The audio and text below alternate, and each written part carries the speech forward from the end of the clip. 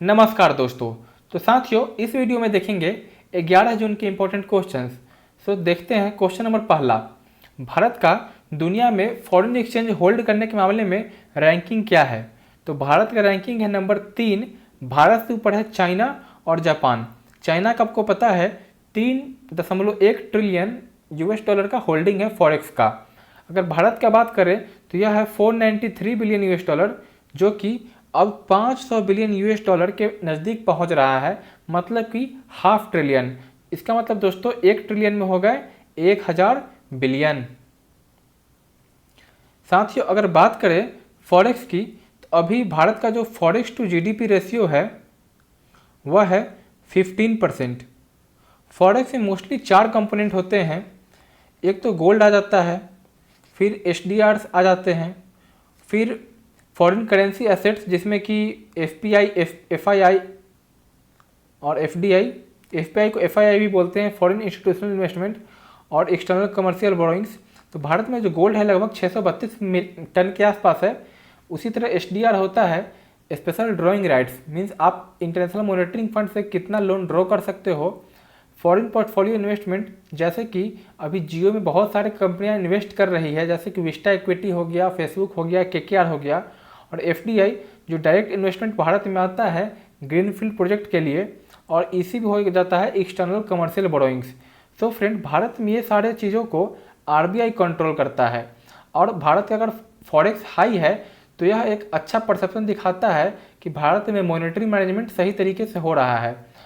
और साथियों, अभी FPI FDI का इन्फ्लो मैंने बता ही कि अन्य कारणों से काफ़ी ज़्यादा है। और फॉरेक्स अच्छा होने का एक कारण और है कि अभी अंतर्राष्ट्रीय बाज़ारों में तेल की कीमत काफ़ी कम हो चुकी है, तो भारत को उस पर खर्च नहीं करने पड़ रहे हैं, जिससे कि भारत का डॉलर बच रहा है।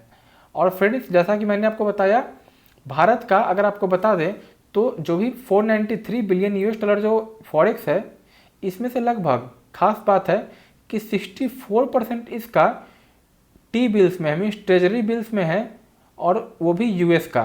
तो US के T बिल्स में इसका 64% वहाँ से आता है। सो फ्रेंड्स, बढ़ते हैं अपने अगले प्रश्न पे। Where is Pangong Tso lake and Galwan valley is situated? तो यह दोस्तों है लद्दाख में। आप देख सकते हैं यहाँ पे है गैल्वान रिवर, और ये है, और आपके पैंगोंग सो लेक है, ये यहाँ पे है, और इसका सही आंसर हो जाएगा लद्दाख। बढ़ते हैं साथियों अपने अगले प्रश्न पे। As per OECD, what will be the GDP contraction if country is hit by, यहाँ पे हिट है, by second wave of corona virus. अभी US में ऐसा देखा जा रहा है कि कोरोना वायरस का सेकेंड वेव आ गया है। जो शेप ऑफ इकोनॉमी में वो बोल रहे थे कि V शेप इकोनॉमी से उनकी बढ़ रही है, बट वहाँ फिर से रिसेशन देखा जाने लगा है थोड़ा थोड़ा। उन्होंने भारत के बारे में बोला है कि अगर भारत में भी दोबारा कोरोना का मीन्स वेव आता है तो इंडिया की GDP 7.3% से कॉन्ट्रैक्ट करेगी इस साल। बढ़ते अगले प्रश्न पे। साथियों, IBC insolvency and bankruptcy code के 3 वर्ष पूरे हो गए हैं। उसके उपलक्ष्य में यह क्वेश्चन है, आपको बताना है कि ग्रॉस NPA पहली बार 7 वर्षों में घटा। और तो आपको बताना है कि 11.2% से घट के 2018 से यह 2019 में कितना हो गया। यह क्वेश्चन काफ़ी इंपॉर्टेंट है और काफ़ी सारे एग्जाम्स में आए भी थे। इसका सही जवाब है 9.1। तो पहली बार 11.2 से घट के 9.1 हो गया। बट आपको पता है कि अभी IBC को रिलैक्स कर दिया गया है कोविड को देखते हुए 6 महीनों के लिए, और भी एक्सटेंड किया जाता है। और जिस तरह गवर्नमेंट का भी क्रेडिट पुश है इंडिया में, क्रेडिट पुश, तो इस पुश के कारण अभी NPS और बढ़ेंगे। तो सरकार को अभी यह चिंता नहीं है, तभी तो उन्होंने MSME में खुद गारंटी हो के 100% 3 लाख करोड़ दिए हैं। बढ़ते हैं अगले प्रश्न पे। Which bank has proposed draft framework for sale of loan exposures and securitisation of standard asset? तो सिक्योरिटाइजेशन ऑफ स्टैंडर्ड एसेट को ड्राफ्ट किया है रिजर्व बैंक ऑफ इंडिया ने।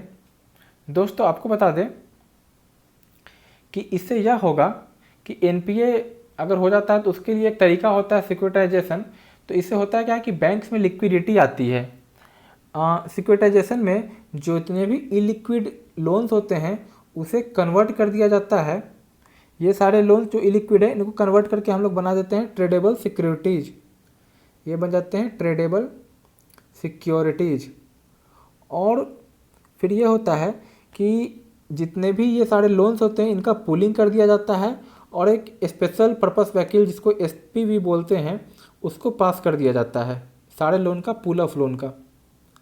और फिर जो स्पेशल पर्पस वहीकल होता है यह इनको फिर पीटीसी के थ्रू मार्केट में घुमाता है, पास थ्रू सर्टिफिकेट के थ्रू। खैर इतना कॉम्प्लेक्स आपको जानने का जरूरत नहीं, आप इतना याद रखना कि यह securitisation of standard asset RBI ने प्रपोज किया है। आपको यह कंसेप्ट में एक स्पेशल वीडियो चलाऊंगा जो कि केवल फाइनेंस या ईएसआई से रिलेटेड होंगे, उसमें आपको प्यार से समझाऊंगा। बढ़ते हैं छठे प्रश्न पे। Which organisation has constituted an 8-member high panel of leading experts in economics, finance and health to tap into quickly recover after the novel corona virus pandemic in South East Asia.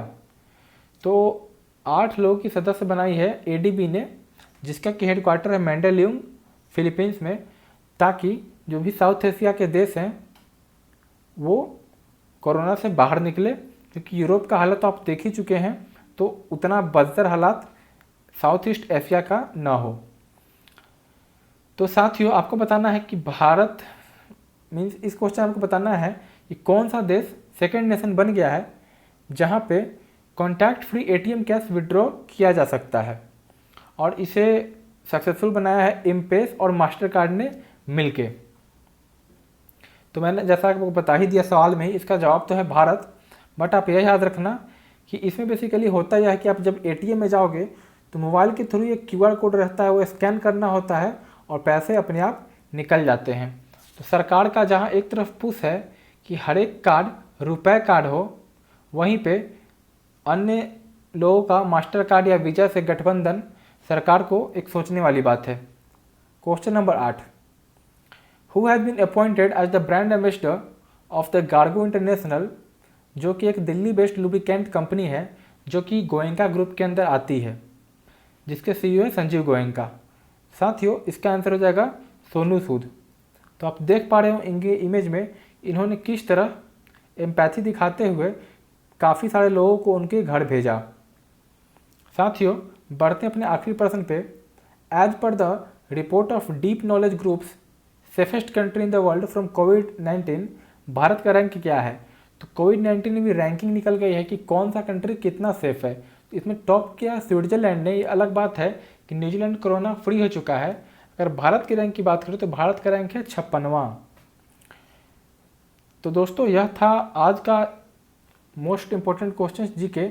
आपको एक और question मैं बता देता हूँ, question के form में नहीं बट ऐसे ही। आपको पता है पिछले हफ्ते एफडीआई का डेटा आया था कि भारत में फॉरेन डायरेक्ट इन्वेस्टमेंट जो होता है वह फ्लो बढ़कर 13% इस साल बढ़ा है और लगभग 49.9 मतलब कि $50 बिलियन आए हैं। साथ ही आपको बता दें यह जीडीपी का लगभग 2% के आसपास है। और अगर एफडीआई की बात करें तो आपको क्या लगता है सबसे ज़्यादा एफडीआई किस देश में जाता होगा? इसका सही जवाब है यूएस। जी हाँ साथियों, यूएस और चाइना को भी एफडीआई की जरूरत पड़ती है। आपको बता दें अमेरिका में ज़्यादातर फॉरेन डायरेक्ट इन्वेस्टमेंट जो है वो चाइनीज़ कंपनियां करती है ताकि वहाँ पे अपना कब्जा बना सके। और दूसरे पे जहाँ इन्वेस्टमेंट सबसे ज़्यादा है वह है चाइना। अगर एब्सोल्यूट टर्म में बताएं तो यूएस में लगभग $250 बिलियन के आसपास इन्वेस्टमेंट हुआ है और चाइना में 140। तो यूएस हो गया रैंक 1 पे एफडीआई के मामले में हम बात कर रहे हैं इस साल मीन्स जो प्रीवियस ईयर गुजरा अभी और 2019। और इंडिया की अगर बात करें तो इंडिया आता है 8वें रैंक पे और भारत का टोटल था 49.9 मतलब 49 या 50 बिलियन यूएस डॉलर आप बोल सकते हैं। तो दोस्तों यह थे आज के इंपॉर्टेंट क्वेश्चंस। सो कोई भी फीडबैक हो मैं ज़रूर दें। फिर से मिलते हैं आपके साथ 12 तारीख का जीके लेके। तब तक के लिए स्वस्थ रहिए, खुश रहिए, हंसते रहिए, मुस्कुराते रहिए। कोई फीडबैक हो जरूर दें। सी यू सून।